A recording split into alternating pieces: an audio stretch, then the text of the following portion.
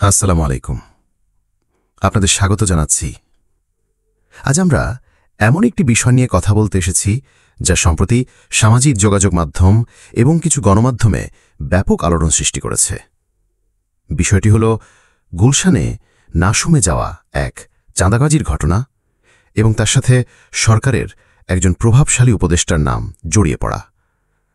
আপনারা অনেকেই হয়তো একটি ভিডিও দেখেছেন যেখানে গুলশান চাঁদাবাজি মামলার অন্যতম অভিযুক্ত জানে আলম অপু ৩৫ মিনিটের এক দীর্ঘ স্বীকারোক্তি দিয়েছেন। সেই ভিডিওতে তিনি কেবল নিজের সম্পৃক্ততার কথাই বলেননি, বরং সরাসরি আঙুল তুলেছেন সরকারের স্থানীয় সরকার বিষয়ক উপদেষ্টা আসিফ মাহমুদ সজীব ভুইয়ার দিকে। অপুর ভাষ্যমতে এই চাঁদাবাজির ঘটনা কোনো সাধারণ অপরাধ ছিল না। তার দাবি এটি ছিল একটি পরিকল্পিত অভিযান যা স্থানীয় পুলিশ প্রশাসনের শীর্ষ কর্মকর্তাদের জানিয়েই করা হয়েছিল। তিনি আরও দাবি করেন, ঘটনার রাতে উপদেষ্টা আসিফ মাহমুদের সাথে তার সাক্ষাৎ হয়েছিল এবং আসিফ মাহমুদ একটি সাদা সিএফ মোটরবাইকে হেলমেট পরিহিত অবস্থায় তার সাথে কথা বলেন। এই বক্তব্যগুলো অত্যন্ত গুরুতর এবং চাঞ্চল্যকর। একজন অভিযুক্ত যখন সরাসরি সরকারের একজন উপদেষ্টাকে একটি অপরাধমূলক কর্মকাণ্ডের সাথে জড়ান, তখন স্বাভাবিকভাবেই জনমনে প্রশ্ন ওঠে। ওই ভিডিওতে আরও বলা হয়, মূলধারার গণমাধ্যমগুলো কেবল চাঁদাবাজির ঘটনাটিই প্রচার করছে, কিন্তু এর পেছনের মূল হোতা বা পরিকল্পনাকারীদের আড়ালে রাখা হচ্ছে। কিন্তু আজ আমরা ঘটনার শুধু এক পিঠ দেখব না, মুদ্রার অপর পিঠও দেখার চেষ্টা করব। আমাদের বিশ্লেষণটি হবে কিছুটা ভিন্ন আঙ্গিকে। প্রথম প্রশ্ন, জানে আলম অপুর বক্তব্যকে আমরা কতটুকু বিশ্বাস করতে পারি? মনে রাখতে হবে, তিনি নিজেই এই মামলার একজন অভিযুক্ত এবং গ্রেফতার হয়েছেন। অপরাধ জগতে একটি প্রচলিত কৌশল হল, যখন কেউ ধরা পড়ে তখন নিজেকে বাঁচানোর জন্য বা ঘটনাকে ভিন্ন খাতে প্রবাহিত করার জন্য এর চেয়ে বড় কোনো নাম বা প্রভাবশালী ব্যক্তিকে জড়িয়ে দেওয়া হয়। এভাবে তদন্তকারী সংস্থাকে বিভ্রান্ত করা, গণমাধ্যমে ধোঁয়াশা তৈরি করা এবং মূল ঘটনা থেকে মনোযোগ সরিয়ে দেওয়ার চেষ্টা করা হয়। জানে আলম অপু কি সেই চেষ্টাই করছেন? এটাই গুরুত্বপূর্ণ প্রশ্ন।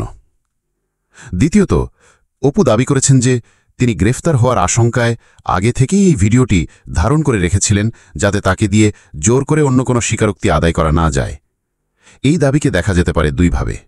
একদিকে এটি হতে পারে একজন ভীত মানুষের আত্মরক্ষার চেষ্টা, অন্যদিকে এটি একটি পরিকল্পিত চালও হতে পারে। অর্থাৎ ধরা পড়লে কিভাবে পরিস্থিতিকে নিজের পক্ষেও আনা যাবে বা একটি রাজনৈতিক রং দেওয়া যাবে, সেই ছক কষেই কি এই ভিডিও তৈরি করা হয়েছিল? এটা তার এক ধরনের ইন্স্যুরেন্স পলিসিও হতে পারে, যা গ্রেফতারের পর ব্যবহার করার পরিকল্পনা ছিল। তৃতীয় যে বিষয়টি তিনি তুলেছেন তা হল পুলিশি অভিযান এবং রিমান্ড। তার দাবি, পুলিশকে জানিয়েই এই অভিযান চালানো হয়। একজন অভিযুক্তের এই দাবি কতটা ভিত্তিবংশগণ? অপরাধীরা অনেক সময় নিজেদের প্রভাব বোঝানোর জন্য আইন শৃঙ্খলা বাহিনীর নাম ব্যবহার করে থাকে। আর 10 দিনের রিমান্ডের বিষয়টি, হ্যাঁ, একটি চাঁদাবাজি মামলায় 10 দিনের রিমান্ড কিছুটা অস্বাভাবিক শোনাতে পারে। তবে তদন্তকারী সংস্থা হয়তো বৃহত্তর চক্র উদ্ঘাটনের চেষ্টা করছে, যার জন্য দীর্ঘ সময় ধরে জিজ্ঞাসাবাদের প্রয়োজন হতে পারে। শুধুমাত্র রিমান্ডের মেয়াদ দেখে তদন্ত প্রক্রিয়াকে প্রশ্নবিদ্ধ করা কতটা যুক্তিযুক্ত, সেটাও ভাবতে হবে। এবার আসা যাক উপদেষ্টা আসিফ মাহমুদ সজীব ভুইয়ার প্রসঙ্গে। তার বিরুদ্ধে আনা অভিযোগ যদি সত্যি হয়, তবে তা নিঃসন্দেহে একটি বড় কেলেঙ্কারি এবং এর পূর্ণাঙ্গ স্বচ্ছ তদন্ত হওয়া আবশ্যক। সরকারি পদে থেকে এমন কর্মকাণ্ডে জড়িত থাকার অভিযোগ উঠলে সেই ব্যক্তির পদে থাকা নিয়েও প্রশ্ন ওঠা স্বাভাবিক। তবে আমাদের ইনোসেন্ট আনটিল প্রুভেন গিল্টি বা দোষী প্রমাণিত না হওয়া পর্যন্ত নির্দোষ, এই নীতিও মনে রাখতে হবে। একজন অভিযুক্তের মুখের কথাই চূড়ান্ত প্রমাণ নয়। ভাইরাল হওয়া একটি ভিডিওর উপর ভিত্তি করে কাউকে দোষী সাব্যস্ত করলে মিডিয়া ট্রায়ালের ঝুঁকি তৈরি হয়, যা কোনোভাবেই কাম্য নয়। সুতরাং মূলধারার গণমাধ্যম যদি যাচাইকৃত তথ্যের ভিত্তিতে সংবাদ প্রচার করে, তাদের দায়ী করা যাবে না। একজন অভিযুক্তের ভিডিও বক্তব্য, যা এখনও তদন্তাধীন, তা সরাসরি প্রচার করলে সাংবাদিকতার নীতি লঙ্ঘিত হতে পারে। শেষ পর্যন্ত পরিস্থিতি অত্যন্ত জটিল। একদিকে একজন অভিযুক্তের বিস্ফোরক স্বীকারোক্তি, অন্যদিকে একজন প্রভাবশালী সরকারি উপদেষ্টার সম্মান ও ভাবমূর্তি। এক্ষেত্রে সবচেয়ে জরুরি একটি নিরপেক্ষ ও স্বচ্ছ তদন্ত। আইনশৃঙ্খলা বাহিনীর উচিত হবে কোনো প্রকার চাপ বা প্রভাব মুক্ত থেকে ঘটনার গভীরে যাওয়া এবং প্রকৃত সত্য উদ্ঘাটন করা।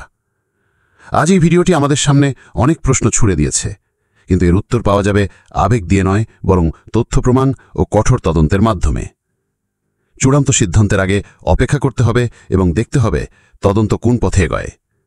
আজ এ পর্যন্তই। সাথে থাকার জন্য ধন্যবাদ। ভালো থাকবেন। আল্লাহ হাফেজ।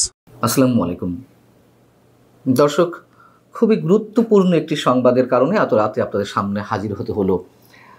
সরকারের গুরুত্বপূর্ণ প্রভাবশালী অন্যতম উপদেষ্টা আসিফ মাহমুদ সজীব ভুঁইয়ার বিরুদ্ধে চাঁদাবাজির খুবই গুরুত্বপূর্ণ একটি প্রমাণ আমাদের সামনে এসেছে। আমরা এতদিন জেনে এসেছি এনসিপির অনেক শীর্ষ নেতা, কোনো শীর্ষ নেতা সরাসরি চাঁদাবাজিতে অভিযোগ কিংবা তাদের বিরুদ্ধে তদবির বাণিজ্য, নিয়োগ বাণিজ্য, দখল বাণিজ্য ইত্যাদি ইত্যাদি অনেক অভিযোগ আমাদের সামনে এসেছে। কোনোটার অবশ্যই প্রমাণও মিলেছে। সরকারের কোনো উপদেষ্টা যে এইসব কাজের সঙ্গে জড়িত সে ধরনের অভিযোগ আমাদের সামনে এসেছে। কিন্তু আসিফ মাহমুদ সজীব ভুঁইয়ার ভয়ঙ্কর চাঁদাবাজির যেই তথ্যটি, যে প্রমাণটি আমাদের সামনে এসেছে, সেটি এখনও পর্যন্ত অভিযোগ অবস্থায় রয়েছে, কিন্তু আসলে প্রমাণ করবে কে? বিষয়টি হচ্ছে যে গত কয়েকদিন আগে গুলশানে আওয়ামী লীগের সাবেক এমপি শাম্মী আহমেদের বাসায় যে কোটি টাকা চাঁদাবাজির ঘটনায় বেশ কয়েকজন আটক হলেন, তাদের একজন একটি ভিডিও আমাদের সামনে পাঠিয়েছেন এবং ধারণা করা হচ্ছে এই যে জানিয়া আলম অপু, যিনি ভিডিওতে স্বীকারোক্তিমূলক জবানবন্দি দিচ্ছেন, তিনি হয়তো আটক হওয়ার আগেই 35 মিনিটের দীর্ঘ এই ভিডিওটি কারোর সামনে দিয়ে গিয়েছিলেন। কেন দিয়ে গিয়েছিলেন? তিনি সংশয় প্রকাশ করছেন যে এটি না দিয়ে গেলে তাকে হয়তো অন্য কোনো ট্র্যাপে ফেলা হবে, তাকে দিয়ে অন্য কোনো স্টেটমেন্ট আদায় করা হবে। এবং এই ঘটনাটি এরই মধ্যে, বা এই ভিডিওটি এরই মধ্যে ভাইরাল হয়েছে, কোনো গণমাধ্যমে নিউজ আকারে এসেছে। এই ভিডিওতে জানিয়া আলম অপুকে বলতে শোনা যাচ্ছে, গুলশানের চাঁদাবাজির ঘটনায় টাকার ব্যাগ নিতে যে ছেলেকে দেখছেন সেটা আমি, অর্থাৎ জানিয়া আলম অপু নিজের কথা বলছেন। আপনারা একটি ফুটেজের মাধ্যমে দেখেছেন যে সমন্বয়করা চাঁদাবাজিতে জড়িত। যে সমন্বয়ক গত বছর ছিল মহানায়ক, তারা হয়ে গেল চাঁদাবাজ। তিনি বলছেন, আমার কিছু প্রশ্ন আছে।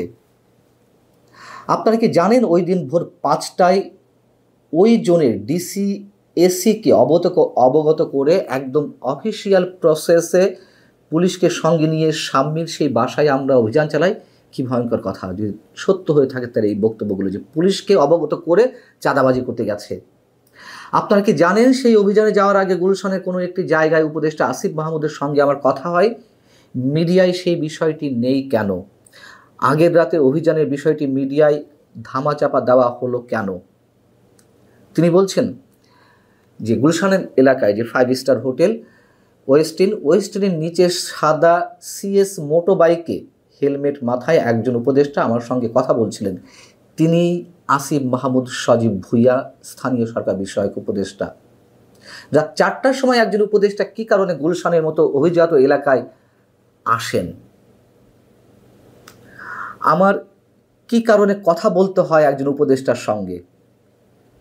এবং সেখানে তিনি বলছেন, ওই যে রিয়াদ, অন্যতম প্রধান আসামি যিনি, রিয়াদ বলল যে রাতে এক ভাই আসছিল, এবার আপনারা মেলান। শুধু ওই ভাই নয়, অর্থাৎ আসিফ মাহমুদ সজীব ভুঁইয়াই কেবল নন, আরও যে ভাইরা আছে সব ভাইরাই এসব কাজে জড়িত এবং এটা ওপেন সিক্রেট। এটা যে আমাদের আসিফ ভাই ওই রাতে আসছে, যে 5 স্টার হোটেল ছাড়া বসে না এখন।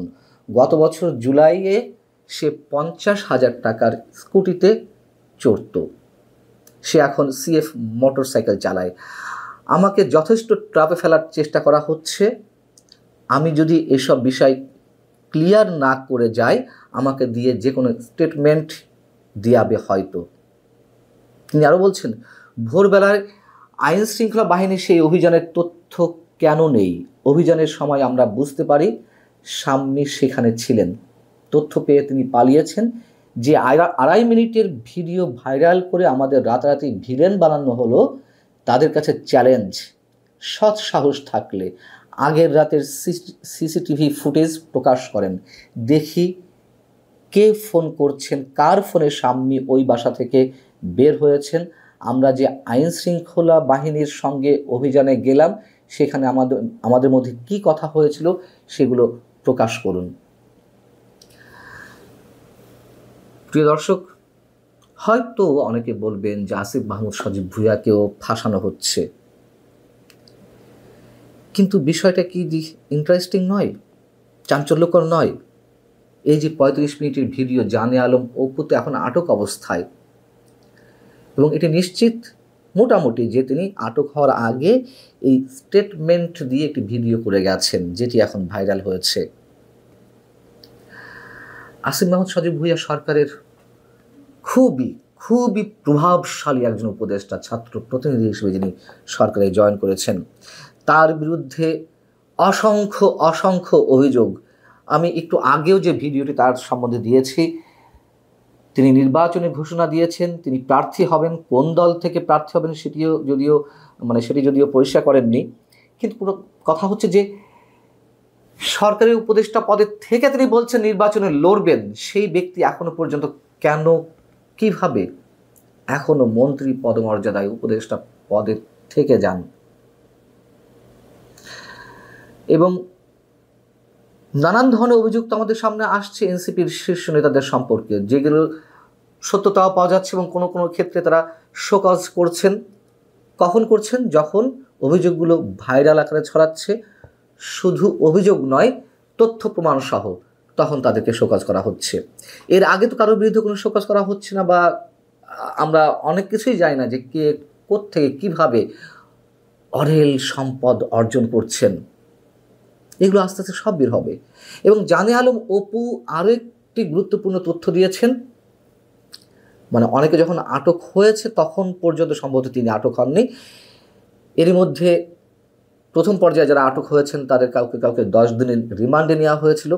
জানে আলম অপু বলছেন যে 10 দিনের রিমান্ডে, চাঁদাবাজির ঘটনায় 10 দিনের রিমান্ডে নিতে হয় কি জন্য? কোনো আসামিকে তিনি কি হত্যা করেছেন, হত্যা মামলার আসামি? কথাটি খুবই যুক্তিসঙ্গত, এবং তিনি ব্যাখ্যা দেওয়ার চেষ্টা করছেন এজন্যই 10 দিনের রিমান্ডে নেওয়া হয়েছে। অন্য ধরনের স্ক্রিপ্ট তৈরি করা হবে, সেই স্ক্রিপ্ট অনুযায়ী সংশ্লিষ্ট আসামিদের মুখ থেকে বক্তব্য বের করা হবে। এ কারণেই 10 দিনের রিমান্ড। এর বাইরে কেন এত দিনের রিমান্ডে নিতে হবে? এবং ওই ভিডিওর সঙ্গে একটি সিসি ক্যামেরা ফুটেজে যুক্ত করা হয়েছে, যেখানে তিনি দাবি করেছিলেন যে আসিফ মাহমুদ সজীব ভুঁইয়া একটি মোটরসাইকেলে এসে তার সঙ্গে কথা বলছেন এবং হেলমেট মাথায় দিয়ে। সেই সিসিটিভির ফুটেজও এর সঙ্গে যুক্ত করা হয়েছে। আমরা হয়তো এর সত্যতা প্রকাশ্যে পাবো না, অনেক কিছুই তো আমাদের সামনে গোপন থেকে যায়, এটি হয়তো গোপন থেকে যাবে। তবে যে অভিযোগগুলো জানে আলম অপু করেছেন, খুব কি অস্বাভাবিক কাল্পনিক কোনো তথ্য আমাদের সামনে তুলে ধরেছেন?